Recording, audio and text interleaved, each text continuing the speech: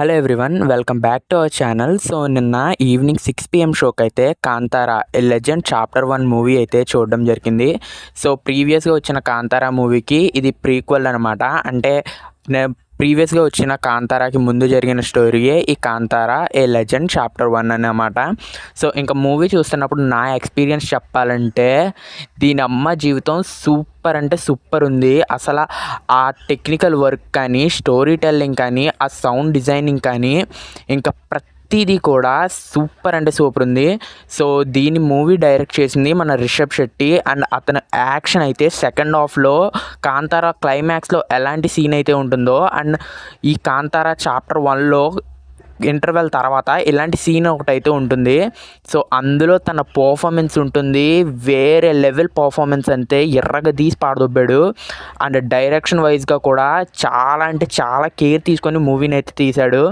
And movie చూసినప్పుడు నాకు ఒకటే అనిపించింది, మనకి తెలిసిన గణాలు అనేవి చాలా తక్కువ మాత్రమే ఇందులో చూపించింది, చాలా తక్కువ. ఇంకా చాలా స్టోరీ అయితే ఉంది చెప్పడానికి అని చెప్పి నాకైతే అర్థమైంది. సో ఇంకా టెక్నికల్ వాల్యూస్ విషయానికి వస్తే ప్రతిదీ కూడా చాలా బాగుండేలా చూసుకున్నారు. అండ్ పర్ఫార్మెన్స్ చెప్పాను కదా, రిషబ్ శెట్టి పర్ఫార్మెన్స్ అయితే మాత్రం ఇచ్చి పాడేశాడు. తన యాక్టింగ్తోనే మనల్ని అందరినీ మెస్మరైజ్ చేసేసాడు అనమాట. సో ఇంకా స్టోరీ విషయానికి వెళ్తే మనకి ఎలాగో తెలిసిందే, కాంతారా అనే ప్రదేశాన్ని ఆక్రమించుకోవాలని ఒక రాజు అయితే ప్రయత్నిస్తాడు. ఆ రాజుకి సపోర్ట్గా ఇంకో తెగ అయితే ఆ రాజుతో కలిసి ఈ కాంతారా అనే ప్రదేశాన్ని ఎలాగోలా ఆక్రమించుకోవాలనుకుంటుంది. సో ఈ కాంతారా ప్రదేశాన్ని ఈశ్వరుడి పూదోట అని చెప్పి అంటూ ఉంటారు. సో ఆ పూదోటని వీళ్ళు కాజేయడానికి ఏం చేశారు, అండ్ మన రిషబ్ శెట్టి మన హీరో దాన్ని ఎలా అడ్డుకున్నాడు అనేది ఈ మూవీ స్టోరీ అనమాట.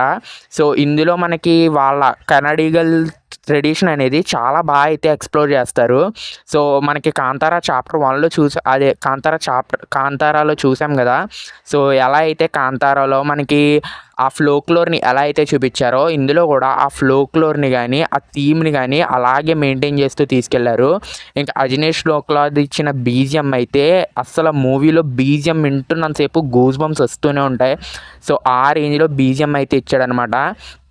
అండ్ సాలిడ్ రుక్మిణి వసంత్కి అయితే ఒక మంచి రోల్ దొరికిందని చెప్తాను. అండ్ తన రోల్ని చాలా బాగా యూటిలైజ్ చేసుకున్నారు. సో మ్యాక్సిమం మూవీస్లో తన బ్యూటీకి మాత్రమే యూజ్ చేసుకున్నారు, బట్ ఈ మూవీలో తన క్యారెక్టర్కి అయితే ఇంపార్టెన్స్ ఉంది.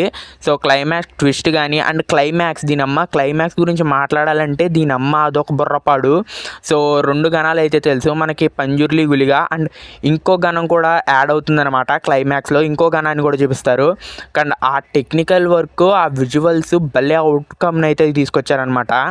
మీరు వెంటనే అయితే ఈ మూవీ అయితే 100% వర్త్ వాచింగ్. వెంటనే మీ నియరెస్ట్లో ఉన్న థియేటర్కి వెళ్ళి థియేటర్లో అయితే ఎక్స్పీరియన్స్ చేయండి మంచి సౌండ్ ఎఫెక్ట్స్తో. ఎందుకంటే దీనికి మ్యూజిక్ కానీ, ఆ విజువల్స్, ఆ మ్యూజిక్ ఆ బిగ్ స్క్రీన్లో చూస్తేనే మనకు ఆ ఎక్స్పీరియన్స్ అనేది తెలుస్తుందనమాట.